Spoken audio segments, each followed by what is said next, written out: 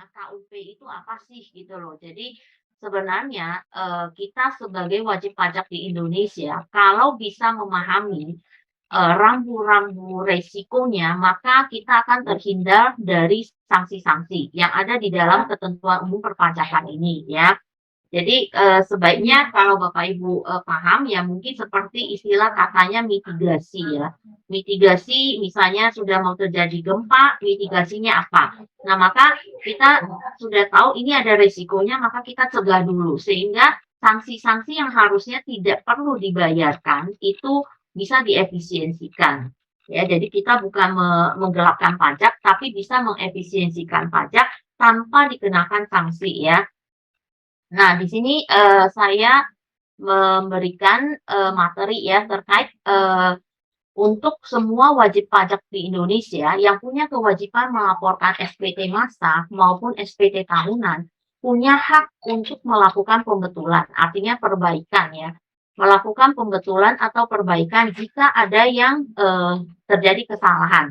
Cuma rambu-rambu yang perlu diperhatikan adalah jika setelah pembetulan atau perbaikan ada timbul rugi ya, timbul rugi atau lebih bayar, maka itu wajib maksimal hanya 2 tahun sebelum kadaluarsa pajak. Nah, yang ini masih tetap sama ya untuk yang baru maupun yang lama. Yang membedakan antara Undang-Undang KUP lama dengan Undang-Undang Cipta Kerja dan Undang-Undang HPP yang baru adalah dari sanksi bunganya. Kalau setelah pembetulan itu ada kurang bayar, maka dulu itu adalah sanksinya 2% per bulan.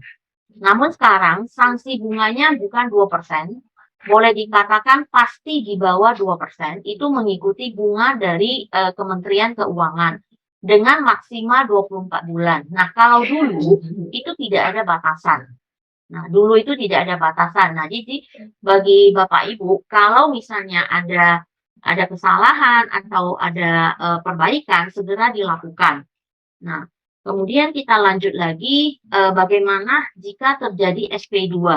Nah, SP2 itu apa? SP2 itu adalah surat perintah pemeriksaan. Nah, kalau surat pemeriksaan ini yang saya ingin, sampaikan ke Bapak Ibu adalah beberapa rambu-rambu di sini ya, yaitu kalau terjadi, SP2, awal mula kenapa bisa ada SP2, kita balik lagi ke dasar, Indonesia menggunakan self assessment. Artinya, masyarakat Indonesia menghitung, menyetor, maupun melaporkan pajak itu dengan mandiri. Artinya, itu dilakukan sendiri tanpa diminta. Diminta dalam konteks disuratin ya. Nah, tetapi dalam konteks begini tentulah dari pihak kantor pajak punya kewajiban untuk memeriksa.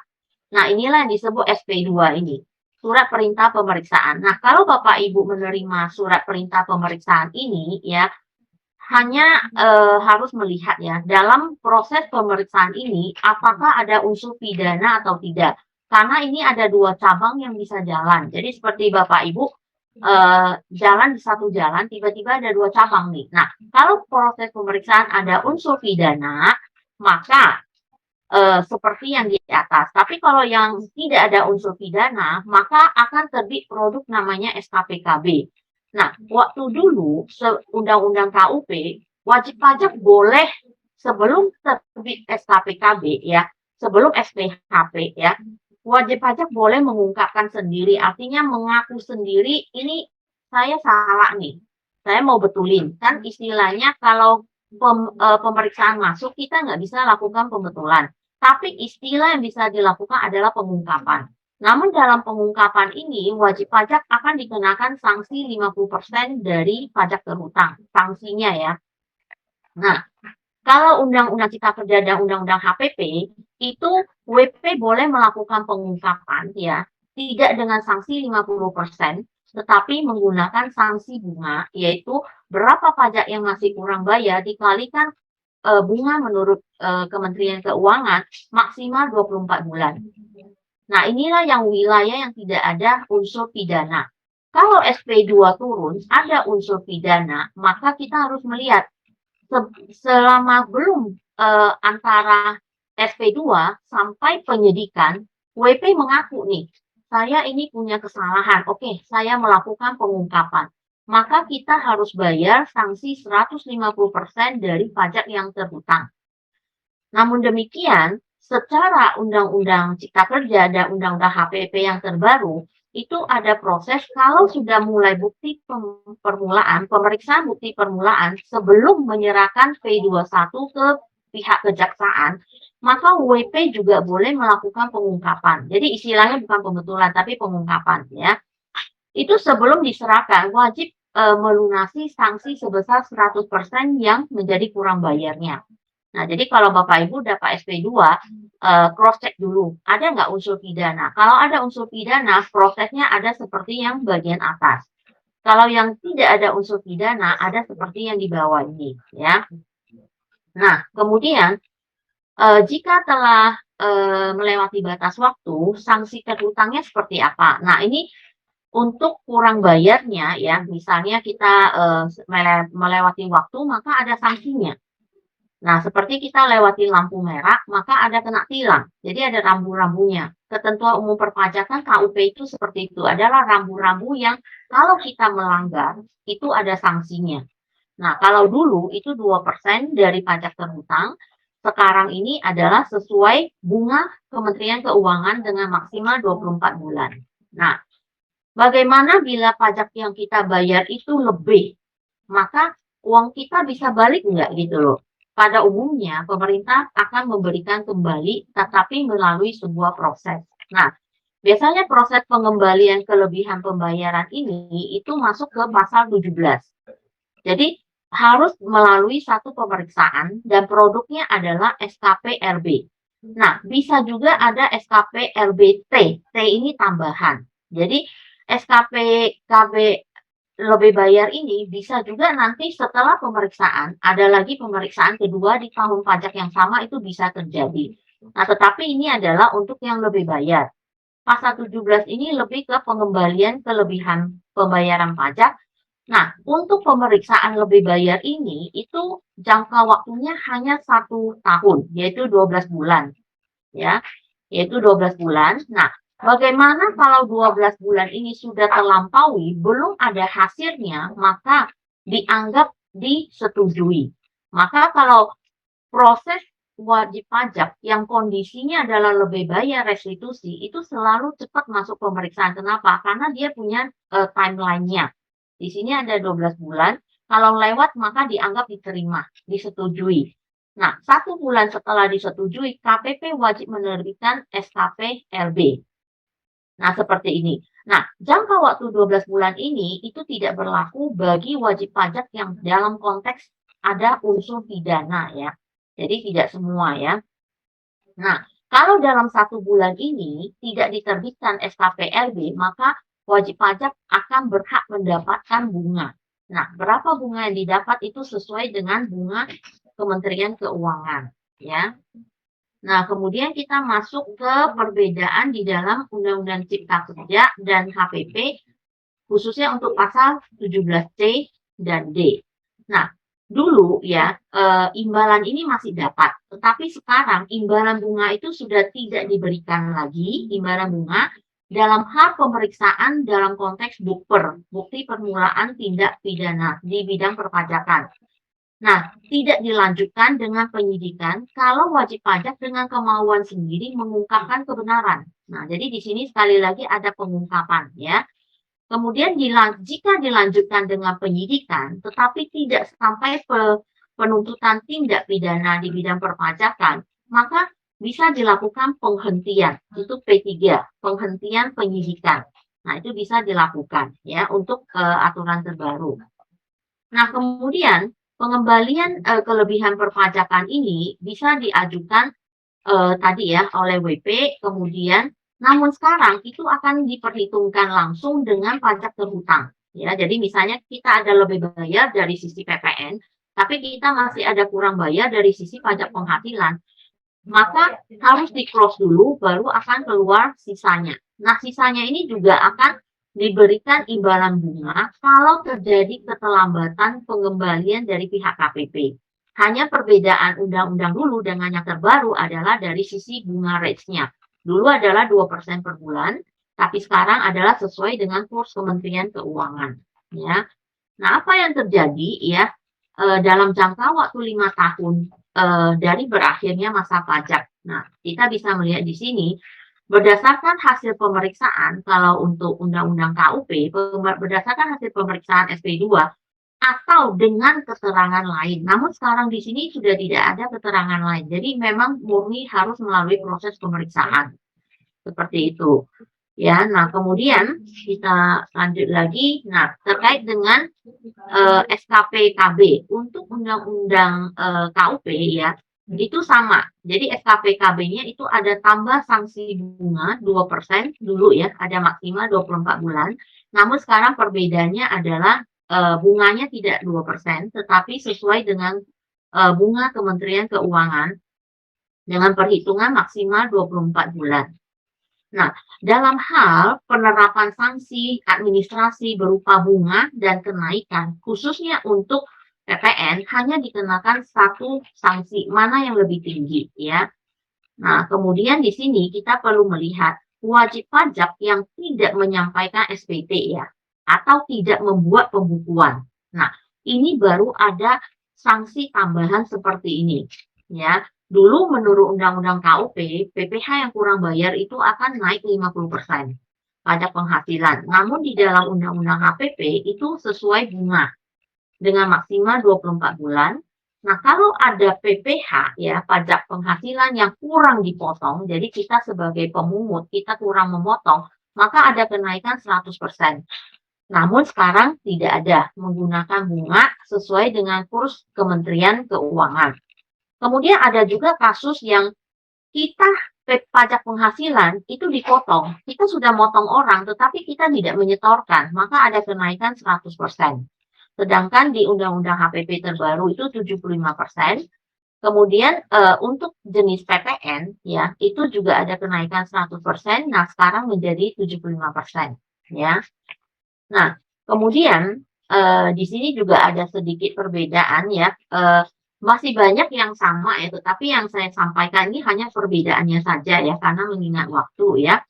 Nah, Undang-Undang KUP dalam jangka waktu 5 tahun yang telah lewat, maka surat SKPKB tetap bisa diterbitkan ya. Jadi kadaluarsa pajak itu kan 5 tahun. Setelah lewat 5 tahun masih bisa diterbitkan dengan menambah bunga 48% dulu ya.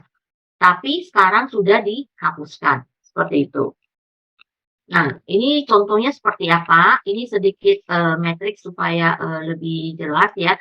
Misalnya tahun pajak 2018, kadaluarsa selama 5 tahun kan 2023. Nah, 2019 masuk pemeriksaan sampai produk terbit itu adalah SKPKB. Namun setelah pemeriksaan di tahun pajak 2018, bisa nggak diperiksa lagi dengan tahun pajak yang sama? Bisa, ya. Nanti produk yang keluar itu namanya SKPKBT, ya. Surat ketetapan pajak kurang bayar tambahan. Nah, begitu lewat kadaluarsa ya, dulu masih bisa diterbitkan. Misalnya di 2024 masih bisa diterbitkan dengan sanksi bunga 48%, namun sekarang dihapus. Ya, kecuali ada tindak pidana ya ini ya.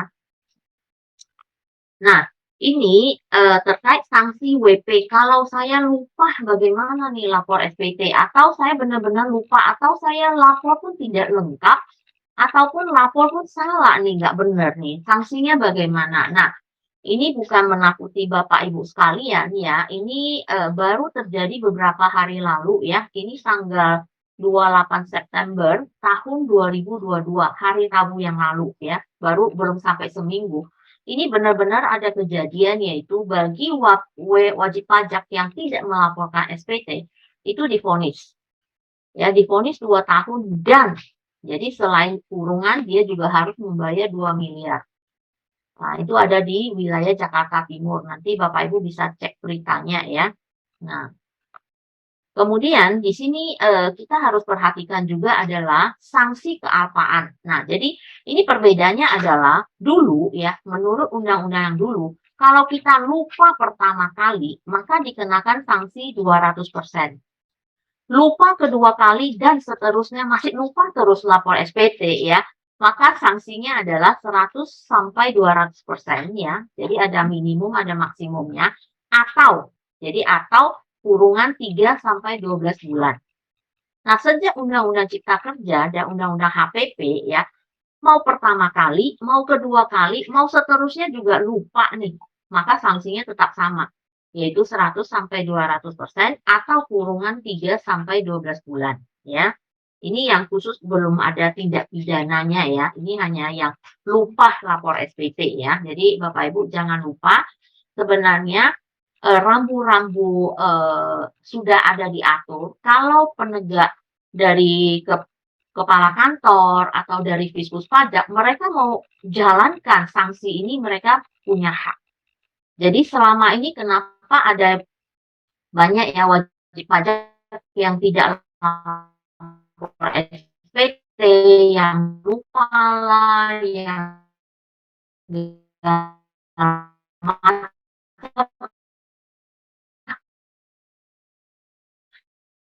aja. Aman saja kita bisa melihat dalam konteks karena JP belum secara misalnya sekarang semua sudah online dengan dalam kurun waktu berapa detik dia enter sudah bisa kelihatan siap mesinnya ya. Oke, nah sekarang kita lanjut. Bagaimana dengan STP ya, surat tagihan pajak ya. Nah, ini ada sedikit perbedaan lagi dari Undang-Undang KUP dengan Undang-Undang Cipta Kerja dan HPP yang baru ya. Nah, perbedaannya adalah terkait sanksi ya. Kalau terkait sanksi itu perbedaannya hanya bunga ya. Dari awal sampai akhir itu hanya perbedaan dari bunga ya.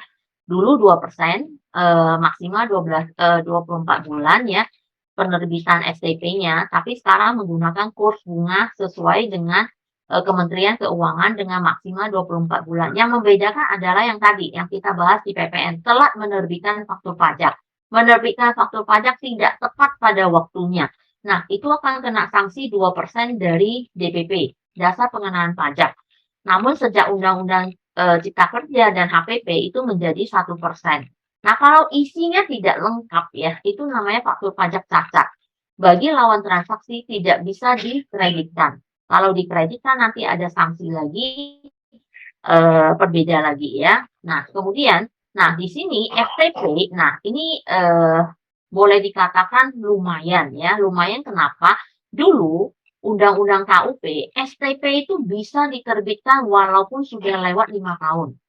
Telah melewati 5 tahun ya, tanpa, ini melihat dari, berakhirnya masa pajak. Tapi sekarang lewat 5 tahun udah nggak bisa terbit. Tetapi, ada tetapinya, rambunya ada 3 ini, yaitu dikecualikan.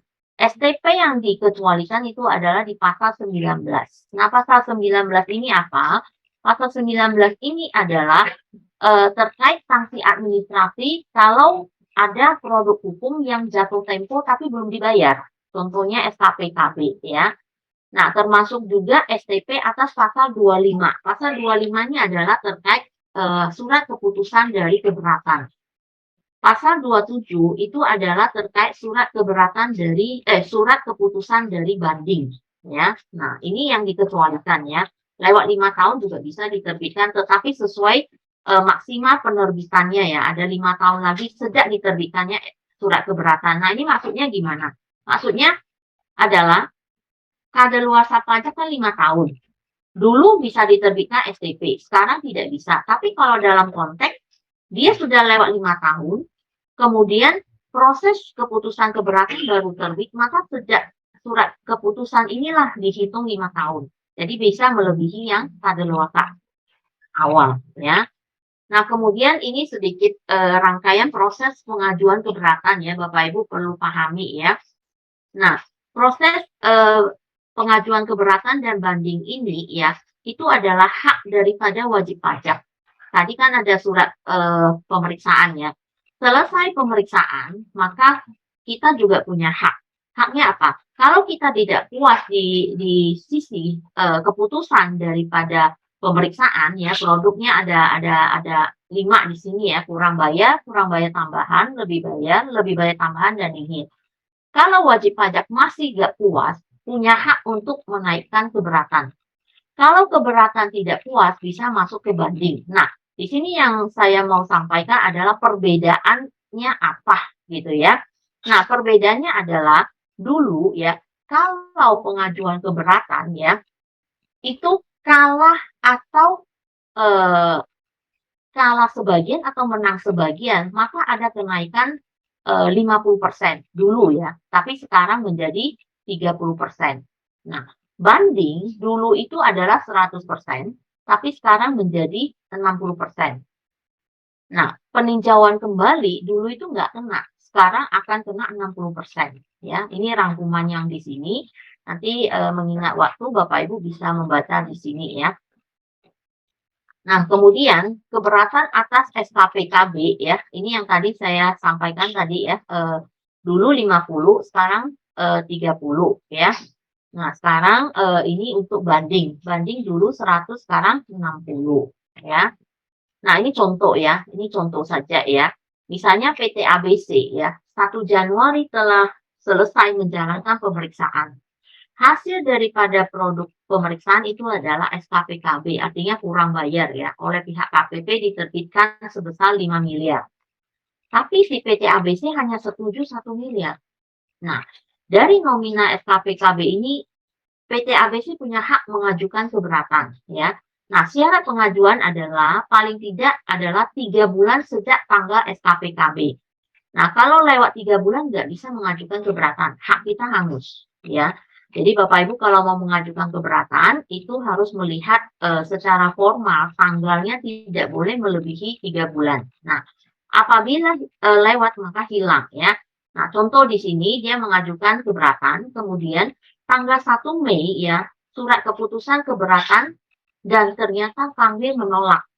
Karena keberatan diajukan ke Kanwil menolak seluruh keberatan. Maka PT ABC dia masih boleh menerima atau menolak. Kalau dia menerima ya, maka hasil keberatan tersebut maka sisanya akan naik 30%. Nah, ini mungkin sisanya bukan 7 juta ya. Ini ada salah ketik ya, mohon maaf Bapak Ibu. Itu adalah sisanya. Karena gini, SKPKB 5 miliar, yang disetujui ABC adalah 1 miliar. Maka sebelum pengajuan keberatan, 1 miliar ini harus dibayar. Kalau pada saat pembahasan akhir sebelum terbitnya SKPKB disetujui 1 miliar, maka 1 miliar ini harus dibayar. Maka sisanya adalah 4 miliar. Jadi 30% dari 4 miliar. Jadi ini bukan 7 juta ya Bapak Ibu.